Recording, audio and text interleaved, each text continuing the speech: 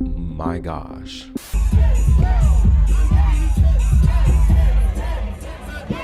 I think what pisses me off the most, it's tearing up my heart when I'm with you. I hated college the most. I absolutely hated college. What's up everybody, my name is Amir Odom and welcome back to my channel. In today's video, we're gonna have a very chill and personal Q&A session. We're gonna go through topical questions, personal questions, and deep questions that you all have asked over here on YouTube and on Instagram. This probably want to be one of my favorite videos because it's just so fun to be able to connect with you guys and you guys get to know me on a deeper level. So without further ado, let's dive right into it. What is your dream car? Currently, I have a Tesla Model 3. I've always wanted a Tesla. I've loved the company so much and it's been really fun having one. We've had one since 2020 and we put 100,000 miles on it. So we've been driving a lot. It's been a really cool car, but I wish I had more space. And now that I want more space, I want an SUV and I've always wanted a G-Wagon, but I can't give up the electric side because I just love not having to get gas. Now that Mercedes is coming out with an all-electric G-Wagon, I have my eyes on that. It looks so good. So yeah, that's what I'm looking forward to. What is your skincare routine? So I use Origin's everything. That's the only brand I use. I've gone through a lot of trial and error regarding my face routine and my skincare routine, but my skin really loves this brand. It doesn't really have breakouts that much. Pigmentation's been smooth. Everything's been great. So every morning I use the Checks and Balances Frothy Face Wash. Every single morning I use this. And I follow it up with the Clear Improvement Pore Clearing Moisturizer with Bamboo Charcoal. It's like gray. After I get out the shower, because I shower at night, and if you shower in the morning, that's dirty. Your bed's literally filthy. I shower every night, and when I get out the shower, I use this Plantscription multi-powered youth serum. I don't know what's in it, but it works. There was a period where I wasn't using this for about 6 months, and I can tell waking up in the morning that things just weren't the same. Not that I felt like I was getting older, but I don't know. Things just seem like very smooth and tight with this. So I use this every night before I go to bed. And then typically in the spring and summer, I'll use this, not so much in the winter or fall and winter because it's already cold outside and my face is already getting more dry in the season. But the Checks and Balances Polishing Face Scrub, I use this. That's really great. And then like once a month, I'll use the Clear Improvement Charcoal Honey Mask, a face mask just to get all the impurities, really dig deep into the skin. And then lastly, if I'm breaking out or I feel a deep pimple rising or any problem area, I put this Origin Super Spot Remover on a Q-tip, rub it in, and after like 2 days, that thing is gone. So love that too. And of course, all this will be linked below in the description for you all to try out for yourself. Not sponsored. I've just fell in love with them. I use them all the time and it works out for me. Backstreet Boys or NSYNC? It's tearing up my heart when I'm with you, but when we are apart, I feel it too. And no matter what I do, I feel the pain with or without you. Boom, boom. There's your answer. What is your desk setup? So on my desk, I have a 32-inch LG monitor right here. Above my monitor on a tripod, I have my Sony ZV-E10 camera. Attached to the camera is a Viltrox 23mm 1.4 aperture lens. For my camera, I have 2 cords hanging from it. One cord is passing through an Elgato cam link, and then another one's going straight into the wall for an unlimited power source. And the camera really doesn't heat up at all. And then I have my MacBook dock underneath my desk mounted. It's a Kensington dock. My MacBook is over here with the screens always up. That's going into my dock. And then on both sides here, I have Elgato key light airs and they're pointing towards my wall. And I have a white wall and it's bouncing off and the light's hitting me because I don't like lights in my face. And then my mic is a Shure SM7B that's going through a cloud lifter into my Scarlett interface, which is also connected to my MacBook dock. And so that's my Mac setup. And then underneath my desk, I have a button and it switches the display port between my MacBook dock and my PC so that I can toggle between my Mac and my PC with ease. And my PC, let me see, because I don't know these things. Mystery Man built the PC. It's an AMD 3900X CPU and an NVIDIA 3090 GPU. I use it to play Fortnite in COD and Outlast. And if you want to watch me play Outlast, I'm going to start streaming on my second channel that I just launched. So be sure to subscribe there for all my gaming and extra side content that I'll be making. There's so much coming down the pipeline. It's ridiculous. And so that's my PC, and that's pretty much that's my desk setup. I have a stand-up desk from FlexiSpot. They sponsored a video in the past. They sent me this desk. It's worked out great. That's it, really. I mean, I have a Secret Labs chair. I've had this for about 2 years. It's been joyous. And that's it. That's all that I use. How do you meet friends? There's a couple of different ways you can go about meeting friends. There's clubs, local political organizations, your church, the gym, community events, sitting at the bar talking to people. It all just depends, but the main thing is allowing yourself the opportunity to make friends. You can't want to make friends, but then you're walking around with AirPods in your ears all day long. Like when I was in college, I never really wore my headphones walking around on campus or while sitting in a coffee shop. If I was doing intense studying, yeah, but if I'm there doing some light work or just reading, I never really had on any earbuds at all just because I wanted to be approachable. And I've had 2 people approach me that way just because I was open to taking in a conversation. I wasn't really standoffish. I was just sitting there with a book and I didn't mind someone coming up and talking to me. Another thing you can do is compliment people. It doesn't matter who they are, where you're at, just compliment someone, and you never know what their compliment can take you and if you're going to meet a new friend or not. Like even if you're in the gym and you see someone who seems to be knowing what they're doing, approach them and say, hey, you seem like you know what you're doing. Can you help me for like a set or two just so I can get some tips and start to do this on my own? Don't be afraid to approach people in that way. More likely than not, we're all looking for friends, but none of us really taking that first step. So if you do that, typically will work out in your favor. Are there some mean people? Are there some rude people? Yeah. Are there some people who don't want to be talked to? Yeah. But for the most part, you can make a friend that way.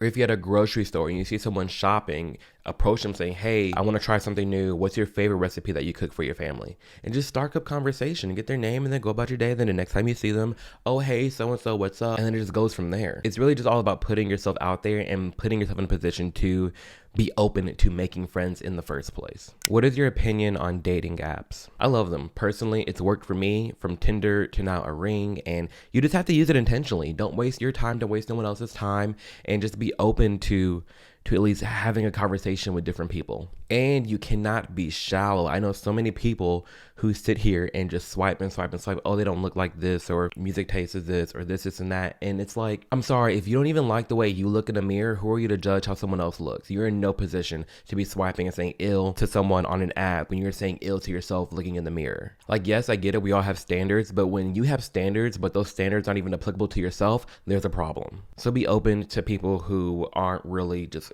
your quote unquote type. Just everybody changes. That's the crazy thing about like everyone changes in life. So don't be so shallow when it comes to dating apps. What is your favorite clothing line? Lululemon. Literally everything I own is from Lululemon, except my socks, and my socks are from Bombas. I love Bombas socks, but I love Lululemon. It's just so fitting for every attire, every event, from the dress up clothes to the casual clothes to the hoodies, the athleisure, all of it.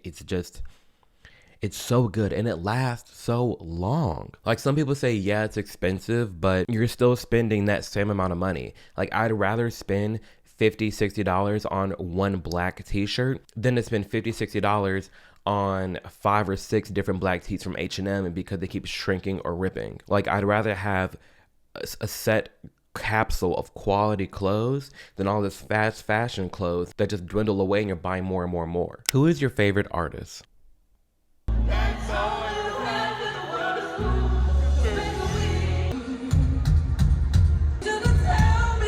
Beyonce.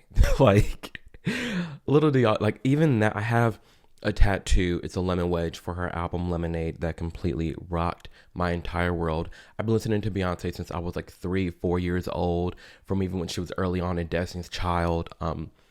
I've just grown up listening to her music non-stop, and she's just my favorite artist on the planet. I saw her live 6 times this year, traveled around from Atlanta to St. Louis, Nashville, Louisville, Kansas City, New Orleans, and it was just a time. I bawled my eyes out each show. I was dancing, I was liberated. It's insane. It is truly magical what that artist does for me and how transformative my life has become because of what I derive from her music and how it motivates me. It's incredible. And just for y'all, here's a clip of me dancing at one of the shows that one of my friends caught. I was having a time.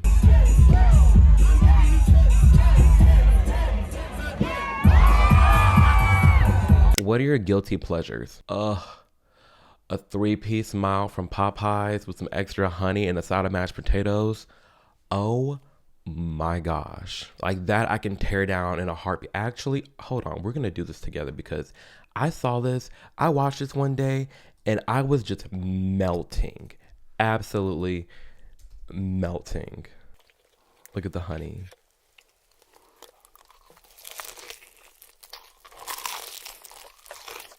Oh, I'm salivating. And that, listen, the memes, the stereotypes, black people love chicken. Popeyes slap. Popeyes hits different in a whole new way. Another one of my guilty pleasures is busting out Beyonce choreo at random.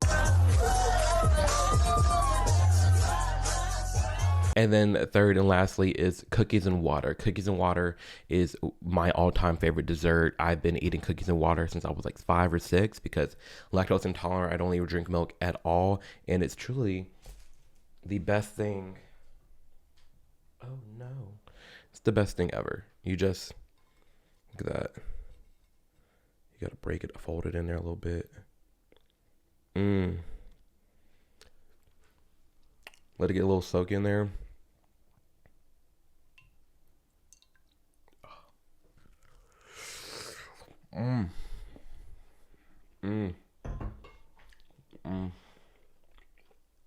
It's so good. Those are my guilty pleasures.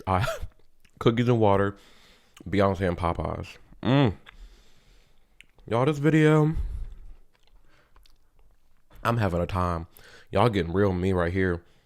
Y'all getting all of Amir Odom in this video, and I don't even care. Did you always know you were gay? Looking back, I guess you can say that I knew or had signs a little bit since kindergarten because, well, for one, I took cooties very seriously. I did not like girls. That extended all throughout elementary school because all my friends and cousins would have little girlfriends here and there, and I never really wanted one. Never cared to have one. I had zero attraction to females. But I have a video outlining my entire coming out story and how I came to realize I was gay. But yeah, I pretty much always knew. As soon as my body displayed any type of attraction to someone, which was a guy, I knew I was gay. And from then, I immediately went in the closet. And that, conversion therapy, you name it, I went through it. You can watch that video next. What is your happiest memory? Honestly, probably the Beyonce concert. There's been so much that has gone down the past year, and this year specifically in 2023, it's just been life-changing. It was just a moment. I broke down crying. I'm just so full. I'm full with love and gratitude for everything in and around my life right now, and that thing, it hit me. It hit me a different kind of way, and I'm just so grateful and honored to be in a position to do this for a living, to be with the love of my life, to have a dream car, to have my dog and have my family and friends. And it's just, it's really good. And being at that concert, all of our concerts were a time for me to reflect on my life. And at that, it is a very happy, genuine moment. Even getting like teary-eyed, I get teary-eyed just thinking about life. And I'm a happy crier. I cry at least once a week, y'all. I am very in tune with my emotions, and when I'm happy, and it shows. And I just start crying and crying and crying, but I can't help it. Where did you sit on the bus in middle school? I always sat in the middle or front. I never did the back. The back of the bus was ghetto. Could not be me. Listen, I'm like little Rosa Parks. The back ain't for me. I couldn't, wouldn't, and won't. It's too much. Always fighting, loud, smell like weed. No, the ghetto was not for me. Typically, I was in the middle or front, minding my business with my earbuds. What was your high school experience like? It was interesting. It was a good one. In general, I felt like it was very transformative for me. I enjoyed it, but I'll break it down by year. Freshman year was really rough in the beginning. I did not know a soul. I was new to Nashville. I was new to my school. And I flashback. I remember getting my lunch tray and turning around and not having a clue where to sit or what to do. So awkward, so terrifying, but I made it through. Freshman year was a lot of just trying to make friends and really just enjoy this new school and new time period that I was in. Sophomore year of high school was high school. First car, first job, lots of drugs, school plays, sports, drama, relationships. It was, when I think about high school and the most like high school year I've had, it definitely was sophomore year. Junior year was me really figuring out who I was. I really broke down who Amir was, and that's when I started diving deep into self-help books a lot to kind of get a grip of my emotions and a lay of the land and figure out what I wanted to do in life and how I wanted to control my life. It was that year when I really started exploring different music genres a lot, different styles for clothing, and just branched out a little bit. And then senior year for me was isolation. I had some few guys and girls that I would hang out with quite often, but I didn't really have like a clique. And this was recognized because I was voted as most unique for my high school class because I was everywhere. I knew a lot of people. I bounced around a lot, and I never really singled myself out to just a few people. I was cool with everybody. I was in different clubs, and I was just doing me. It was a big period of just doing me. Overall in high school, I learned a lot. I transformed a lot. And it was a good time. It genuinely was just, there were some ups and downs, but I don't really dislike it. What was your college experience like? Out of elementary school, middle school, and high school, I hated college the most. I absolutely hated college. I just felt like a lot of it was a time suck and a waste of time. And I knew that in my core, but I was just so forced to go to school. And it literally just felt like a waste of time. It just felt like I was in this void of doing nothing, of the parties, and to me it was just empty. That's what a lot of college was. Freshman year, I was in the dorms. I didn't work at all much. I met some cool people. I still talk to them, but it was the freshman year of college. I met some people, worked out a bit. I was in an all-black dorm because that's what the university intended to do. They felt like because I was black, they literally put all the black people in one dorm. Not all of them, but like the first 2 floors of that building was all black. It was very weird. It was the blackest building on campus, and I was so uncomfortable. But I am glad I didn't have the community bathrooms. I had a dorm, and then it would go into a bathroom, and it had a toilet and a shower, and then it had another door, and then to go into the other dorm for the 2 guys next to me. So I only shared the bathroom with 3 other guys. And that was fine. I never had to do the communal thing. I'm so glad I didn't, because that is just disgusting to me. Sophomore year of college, that's when I moved off campus, still with some good friends. It was a lot. It was a lot of weed that year. There was a lot of weed, a lot of major changes, a lot of psychedelics, and a lot of depression. Sophomore year of college, it was just not a good time. I didn't enjoy it at all, because that's when it really hit me, is that I'm wasting a lot of money on these student loans for a receipt that I'm probably not even going to use. I'm happy for everything that I've gone through in my life. I wouldn't really change it or anything, because I am the combination of everything that I've gone through in the past. But at that time, that's when I really felt like I was just wasting my time in school. And so after my sophomore year of college, I took a year off. And during that year off, I traveled a bit. I was still working full time at a job that I had back home here in Nashville. And that was chill. I lived in a gay house. It was me and 5 other gay guys in a 5-bedroom house. 6 gays, 5 bedrooms, 2 bathrooms.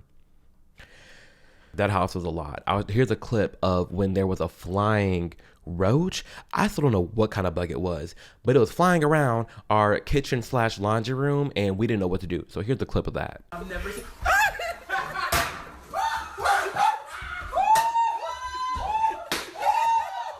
So that was my year off, and then my full-time job at the time, they made me go back to school. They said, hey, you really need to finish up your degree, and I'm like, okay, fine.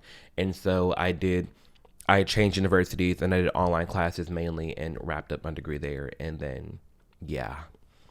But when I think about college, I had some fun times, like freshman, sophomore year at the parties and stuff, but I take my time seriously. And for a lot of people, that's what college is. It's just 4 years of a blur of just partying and using Quizlet and ChatGPT to just skate through your classes. And then you get this piece of paper and you get a job, but it's like, You could have got that job off of just getting experience. I don't know. I'll make a whole nother video on college, but for me personally, I just felt like it was a time suck. It was just driving me crazy, not knowing what I wanted to do in life and just knowing I was wasting all this money. Like, you're 18 and I'm supposed to know what I want to do for the rest of my life? Are you kidding me? That's the pressure we're putting on these children? Are there any policies that you strongly agree with the left on? Gay rights, for sure. Gay adoption, gay marriage. I mean, kind of abortion a little bit. Like, I'm fine with abortion for rape, incest, and like medical emergencies. I think those are totally fine. And even then, like, it's not my favorite. I don't like the idea of abortion. I don't think women should be getting abortions as common as they are.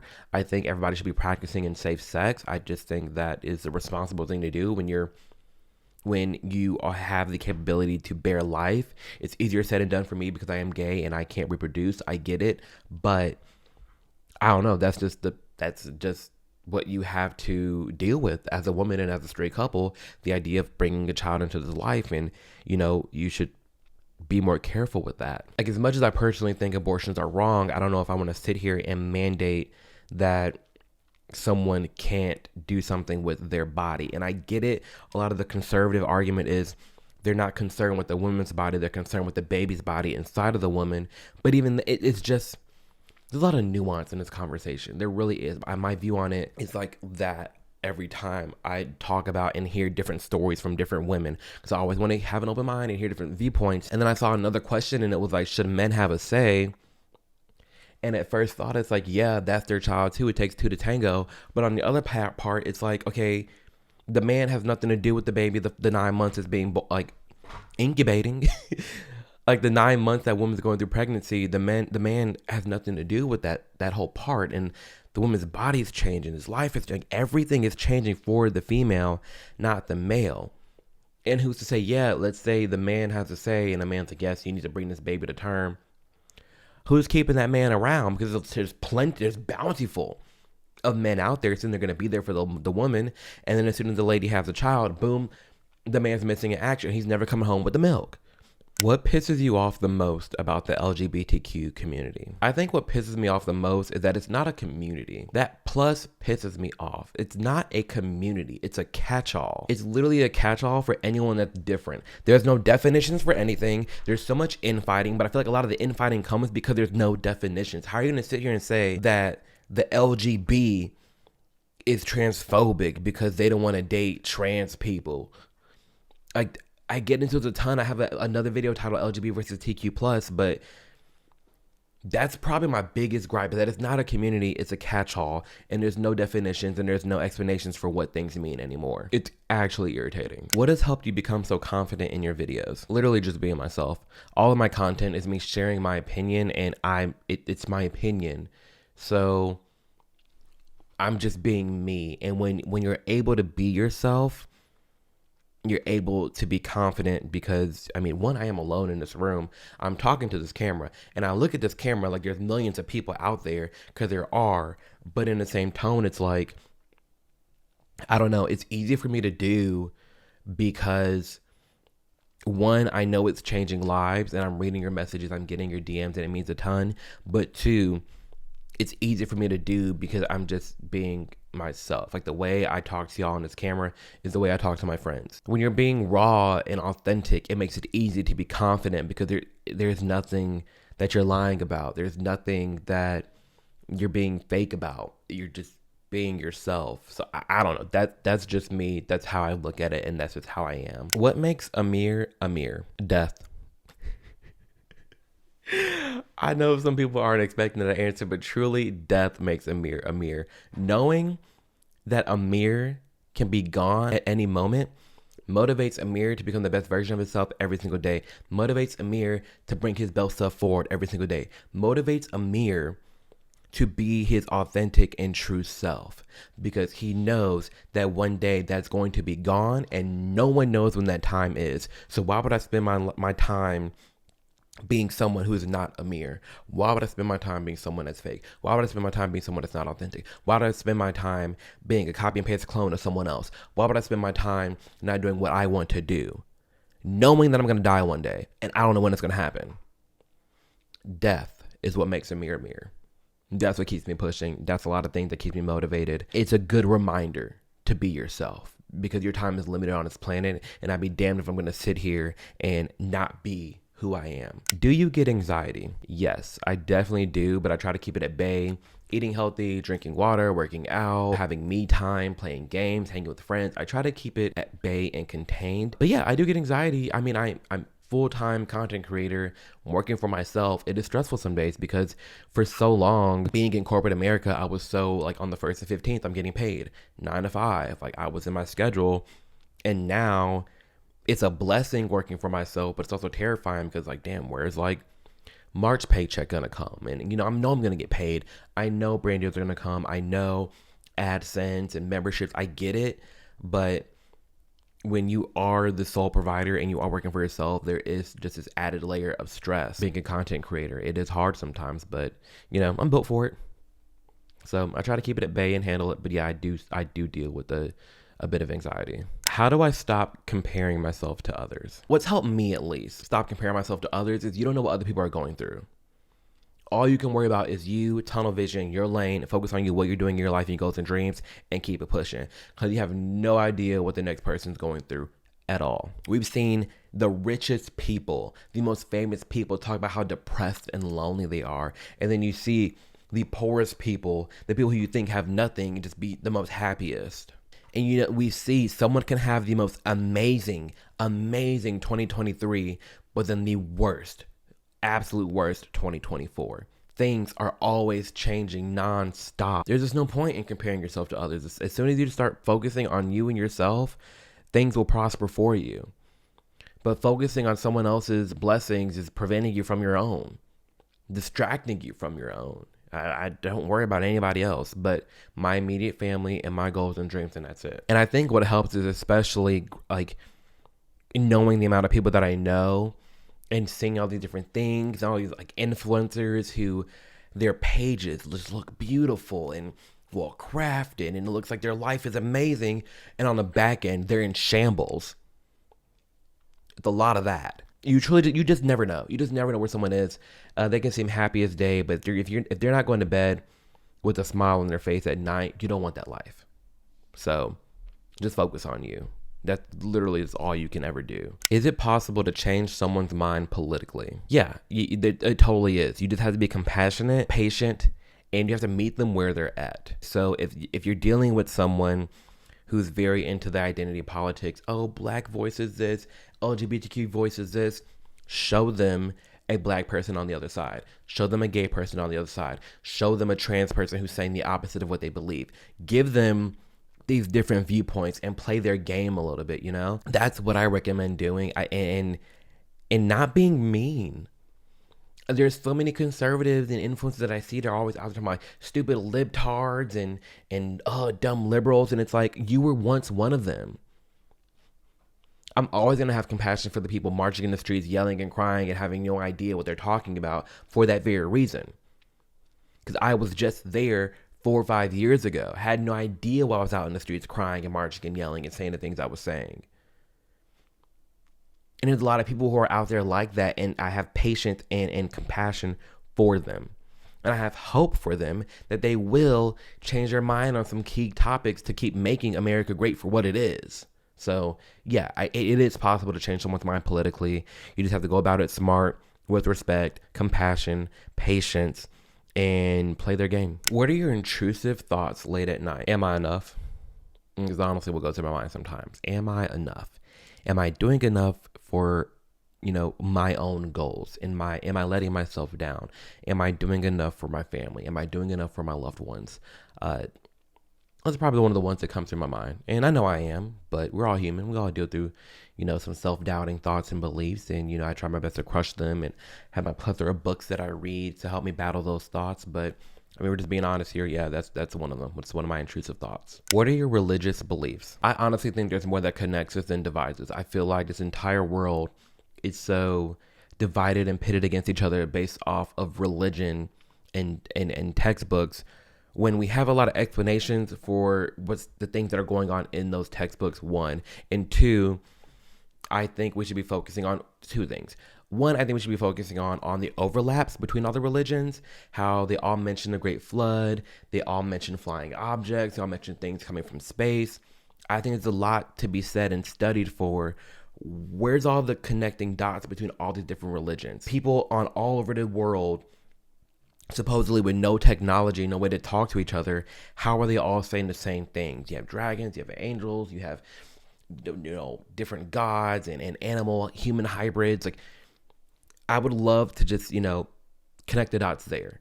That's one. And then two, we should be focusing on meteors and asteroids and what's out there in space and the deep sea and volcanoes, and studying the things that can really harm human race instead of sitting here and fighting on this planet based off of religion. So that I don't really have a religion that I follow.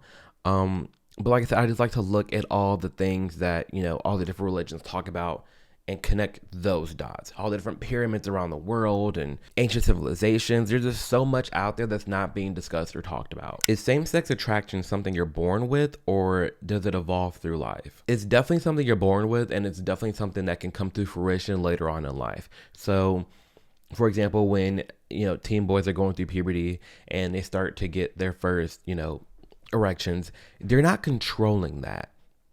Like, a kid isn't seeing some boobies and then they're like, oh, get erect. It's just happening. They don't really have control over that. And that the same can be said for gay individuals. I didn't have control over that.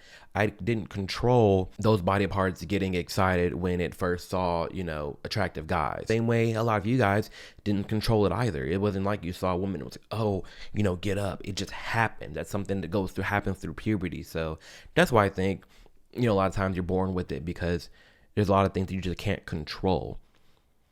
And then I do think there's a lot more bisexual people than this world gives grace to, quite frankly. Because it definitely can come through later on in life. But even then, it's just a matter of if you're accepting that part of yourself or not. Do you have any advice for coming out to conservative parents? Rip that Band-Aid off and answer all questions. Literally, the moment you come out, answer everything that they have right then and there, and research and figure out what questions they may ask and have an answer for every single one of them. Off the bat, I would say, one, yes, I'm gay, but you're not losing your son or your daughter. Like, I'm still the same person I was yesterday. You just know who I'm dating. Two, I'm not a part of this LGBTQ XYWZ community. They do not speak for me. I don't agree with a lot of things that are going on. I'm not going to be parading rainbows. I'm not for, teaching all the sexualizing things to children. I'm for none of that. So you don't have to worry about that. Three, you're still going to get grandkids. So calm down there. You're going to be fine. You're going to be a grandparent. Four, how do I know? The same way you know that you're not gay. The same way you found out that you're straight. The same way I found out that I'm gay. That's just how it is. Five, any questions, I will love to take them, but do know, most importantly, I'm not about to sit here and change and go all lollygagging, drag queens, rainbows, and all that. No, I am the same person. And what you're seeing online and what you're seeing in the media does not speak on my behalf. That's what I would say. And that's what I would do. And I would come out at the time you think is ready and gauge it. Like, if you think that they're going to... If you're relying on your parents 100% and you think they're just going to cut you dry for everything, then I would maybe wait a little bit. If you're depending on them and whatnot, but if you're grown, do you? But that's my framework. That's what I would say. What is your advice for those who seek to be more open and healthy mentally, not just in politics and debates, but life when there are tough topics? I would get rid of all assumptions, be clear in your intentions, and be open to hearing and understanding other people's why. Everyone is different.